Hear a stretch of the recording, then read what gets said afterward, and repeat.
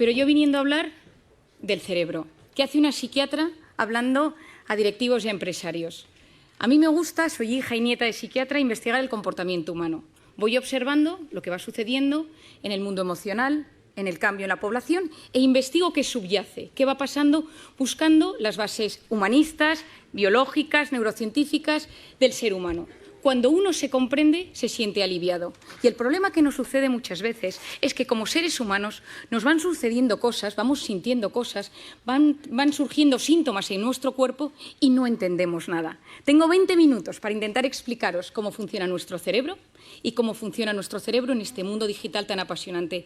Y con esas ideas que os voy a dar, transmitiros unos tips, unos pequeños consejos para que el mundo digital saque lo mejor de nuestro cerebro y no lo peor de nuestro cerebro.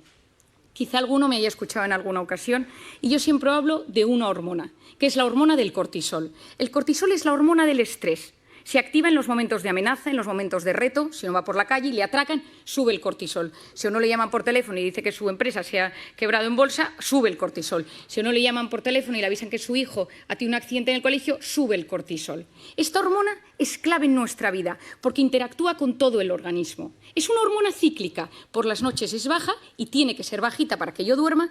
A lo largo de la noche sube hasta las 8 de la mañana, que tiene su pico más alto. Lo interesante de esta hormona es que no solo se activa en los momentos de amenaza, sino también cuando yo me imagino un momento de amenaza. Es decir, mi mente y mi cuerpo no distinguen una amenaza real de una amenaza imaginaria. Ante algo físico real que me sucede, es decir, que me echen de mi trabajo, o ante algo imaginario, y si me echan de mi trabajo, se activa esta hormona. Y esto es un problema, porque el 90% de las cosas que nos preocupan nunca, jamás suceden. De hecho, es el 91,6%. Pero nuestra mente y nuestro cuerpo lo viven como si fuera real. Si pensamos en la pandemia, donde todos hemos tenido miedo, y el miedo cambia nuestro cerebro, nos intoxica de cortisol, todo nuestro organismo y nuestra mente se han transformado. Es decir, yo lo llamo la intoxicación de cortisol. Esta hormona toma las riendas de mi cuerpo y empieza a cambiar mi cuerpo y mi mente. Se me cae el pelo, me tiembla el párpado, tengo gases, me cambia el aparato intestinal, se me inflaman las articulaciones, me duele la espalda. Es decir, todo mi organismo responde a esta intoxicación de cortisol. Y por otra parte, a nivel psicológico, estoy irritable, tengo fallos de memoria, de repente me encuentro triste, duermo mal, despertares nocturnos, estoy inquieto por cosas. Y durante 5 años me he dedicado a investigar el cortisol, cómo bajar el cortisol, porque vivimos en una sociedad intoxicada de cortisol. Y la intoxicación de cortisol genera inflamación en el cerebro y en el organismo. Gastritis, gastroenteritis, amigdalitis. ¿Cuáles son las vías de escape? Y ahí es donde voy. Yo durante mucho tiempo he investigado cómo de forma sana conseguir equilibrar esos niveles de cortisol. Pero nos dimos cuenta, y muchos neurocientíficos a nivel mundial nos hemos dado cuenta, que la pantalla nos alivia. Y esto es clave. Lo que sucede en la pantalla son gratificaciones instantáneas. Yo quiero algo y lo tengo, y lo siento. El cofundador de Facebook, Tim Parker, reconoció en un evento médico en Filadelfia hace unos años: creamos Facebook para generar adictos. Nos dimos cuenta de la vulnerabilidad del ser humano, de cómo el ser humano necesita sentirse querido. El ser humano necesita sentirse reconocido, porque nada mueve más al ser humano que alguien te quiera o que crea en ti. Y dijimos, creemos Facebook. Subes una foto y la gente le gusta, y la gente te comenta, y la gente te pone likes. Pero ¿qué hemos descubierto? Que hay una hormona que subyace en el comportamiento de las pantallas. Y hoy estoy hablando de la pantalla, en esta primera parte, la pantalla como redes sociales, videojuegos, Instagram, noticias, mails, WhatsApp.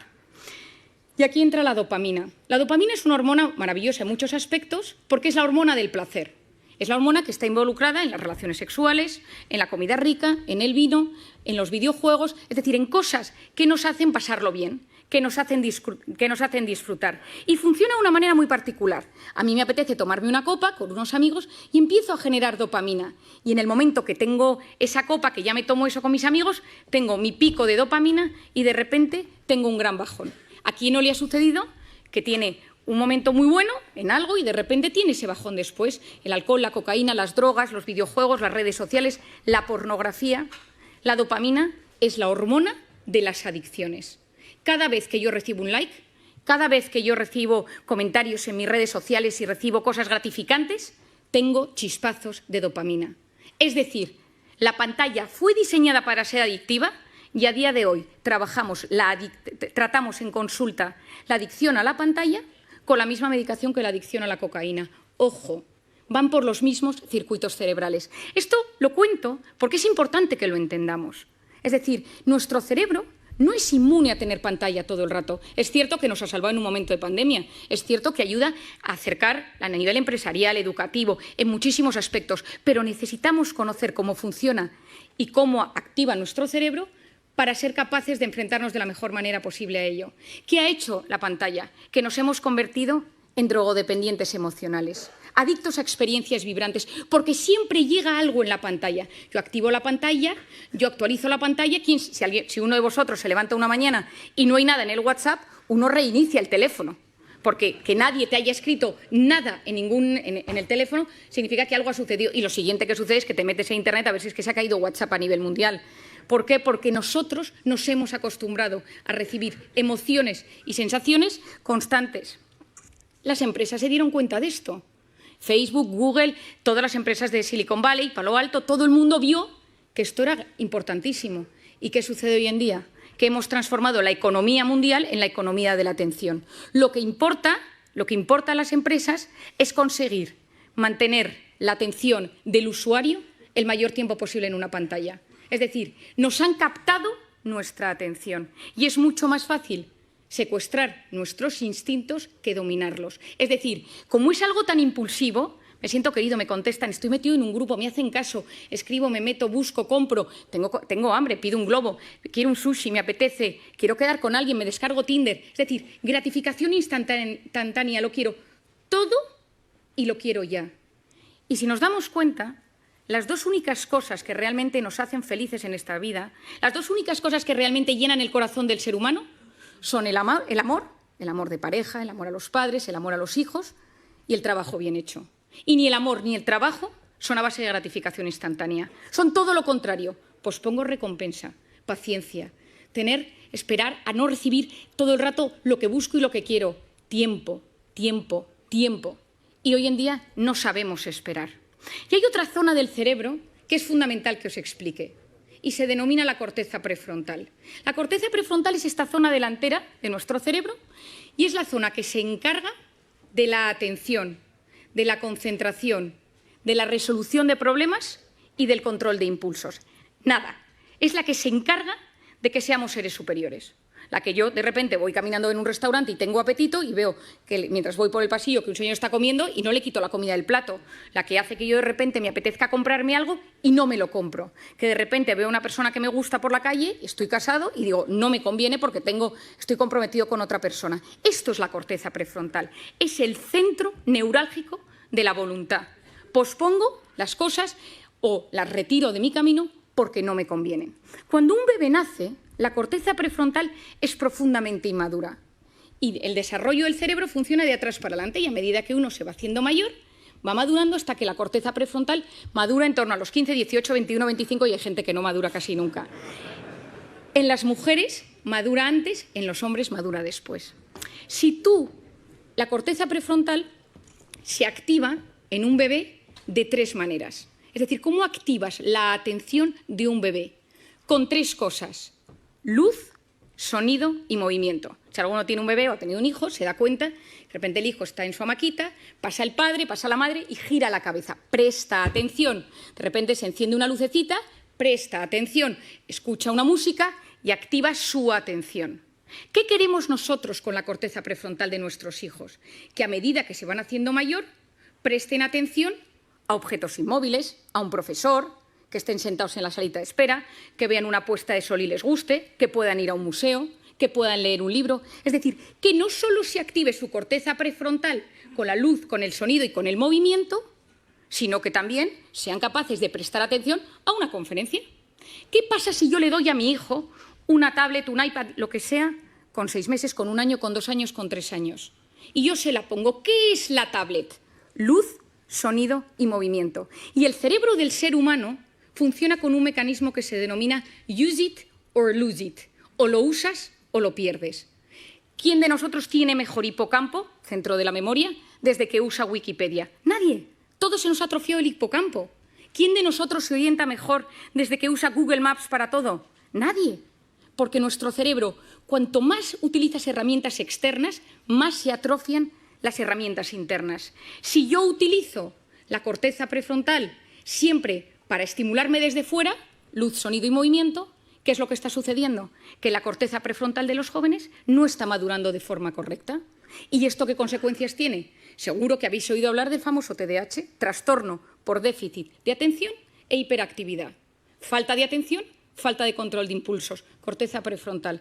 10% de los niños del primer mundo medicados por TDAH. Medicaciones que no son inocuas. Hay veces que son necesarias. ¿Es solo la culpa de la pantalla? No es solo. Pero la pantalla no está ayudando. ¿Por qué? Porque si yo quiero ayudar a que se desarrolle bien mi corteza prefrontal, necesito posponer el uso de la pantalla en los niños. Si nosotros, que somos adultos, que nos educaron sin pantalla en nuestra corteza prefrontal, ya nos damos cuenta que constantemente esto nos alivia, esto nos ayuda, no podemos vivir sin el teléfono, nos damos cuenta que nos lo hemos olvidado y hay un sudor frío por la espalda, que somos conscientes de que lo necesitamos, lo llevamos colgados y a veces incluso algunos pegados en la mano como si fuera un reloj. Imaginemos en niños que tienen su corteza prefrontal en plena fase de maduración. Y necesitamos niños con criterio, necesitamos chicos que sean capaces de saber discernir el bien del mal, de buscar la información. Estamos enamorados de la superficialidad porque no somos capaces de profundizar. El otro día le compré a mi hijo mayor un libro de los 5, que yo supongo que aquí todo el mundo lo ha leído, y me quedé horrorizada.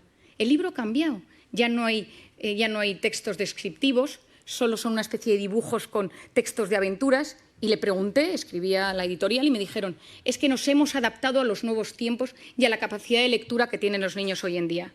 Me quedé preocupadísima. Es decir, no somos ni siquiera capaces de leer. Antes leíamos una novela, la leíamos 2 horas y al día siguiente la retomábamos y nos acordábamos de los personajes. Ahora, durante el tiempo que estamos leyendo, nuestra cabeza está conectada a la pantalla y esto es dopamina y corteza prefrontal.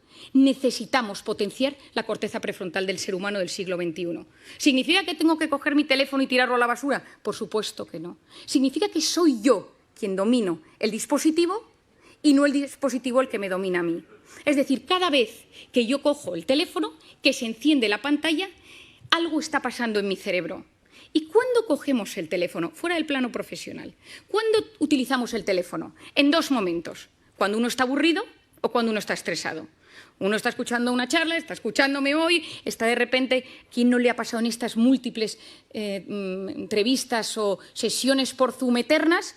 Y que uno se da cuenta que no es capaz de seguir el hilo de la conversación y su cerebro le pide el teléfono.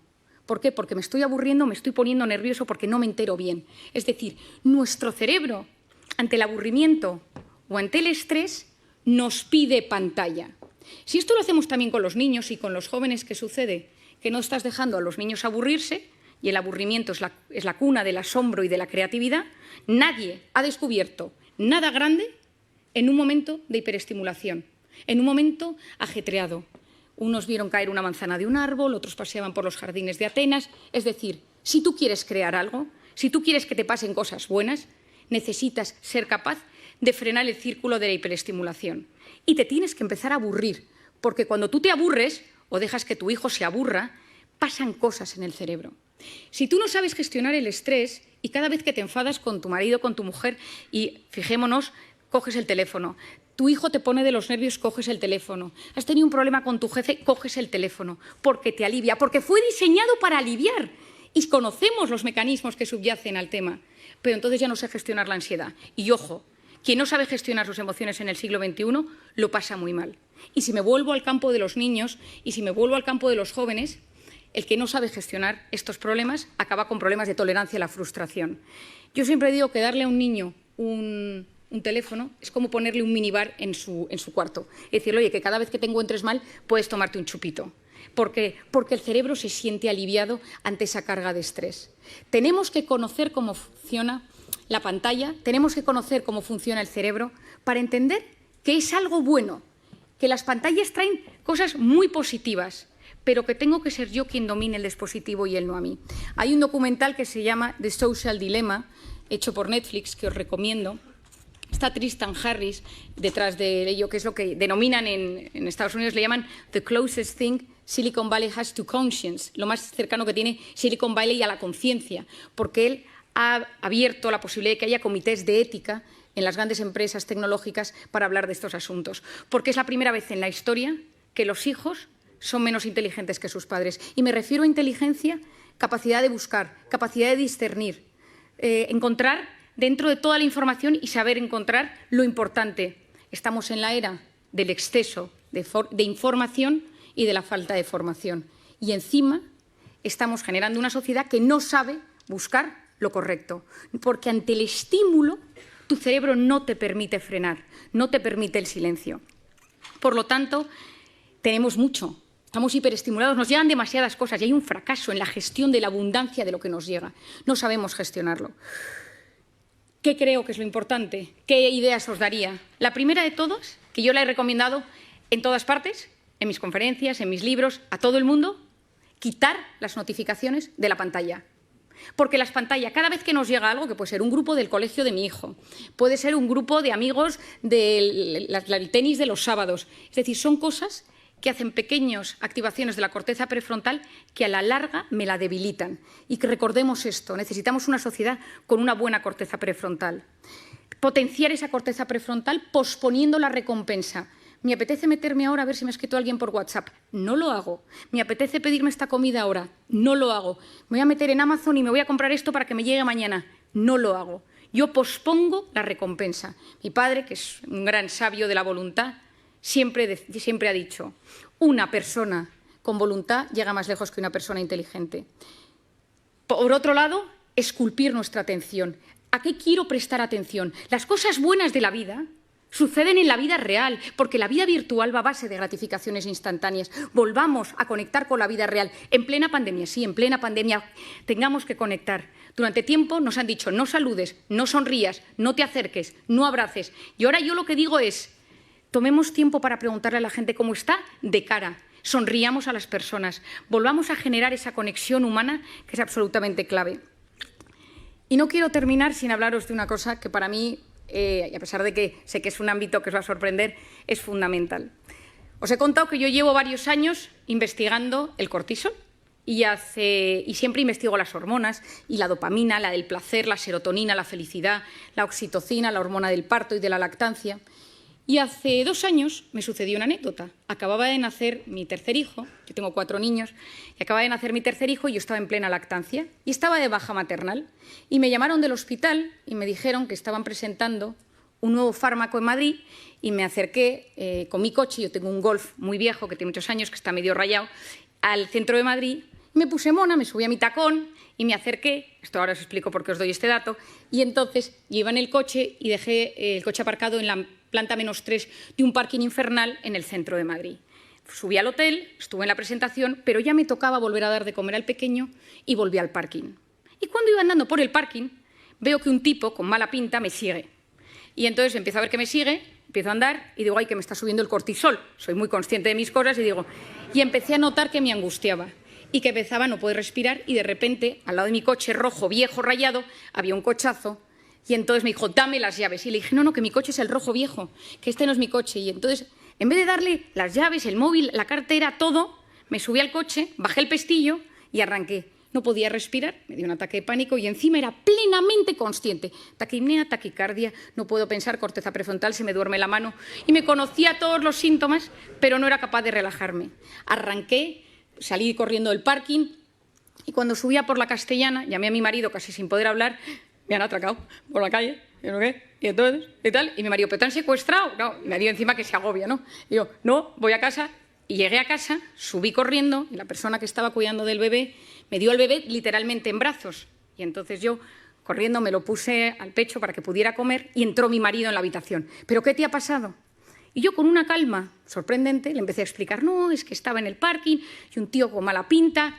Y me dice, Mario, ¿te has tomado algo? ¿Cómo te has relajado? Y digo, tienes toda la razón. Digo, este pico de cortisol tarda 6 horas en bajar. Digo, no es ¿cómo soy capaz? Y de repente me quedé mirando al bebé y dije, ¿y si la oxitocina de la lactancia bajara el cortisol? Y esta me puse nerviosa. Me metí en internet, me puse a buscar y efectivamente, si estimulamos la oxitocina, bajamos el cortisol. Y entonces me he dedicado estos 2 años a investigar la oxitocina. Como no nos podemos poner a lactar, todos los que estamos aquí, he buscado todas las maneras que existe para que podamos generar oxitocina. Y creo que nos encontramos en un momento de intoxicación de cortisol, de incertidumbre, de caos, de miedo, de reconfiguración, de readaptación, donde hay que potenciar la oxitocina. Es la hormona de la empatía, es la hormona de los abrazos. Lo que funciona son 8 segundos. Yo a la gente la tengo un poco cortada porque la abrazo 8 segundos, que la gente lleva 2 años sin abrazarse, y al tercer segundo le digo, relájate que quedan 5. Abrazos de 8 segundos bajan los niveles de cortisol. Mirar a alguien a los ojos y escucharle sin teléfono delante. Te escucho y no te juzgo. Estoy a tu lado. Me ilusiono de lo que me cuentas. Dedico tiempo a hacerte feliz. Esto es la oxitocina, es la hormona de los vínculos, es la hormona de lo que yo llamo las personas vitamina. Por lo tanto, en esta sociedad, en este momento donde todavía hay mucho cortisol, donde todavía hay mucho miedo, donde nos estamos adaptando, volvamos a la vida real. Potenciemos la oxitocina de las relaciones humanas y convirtámonos en personas vitamina. Muchas gracias.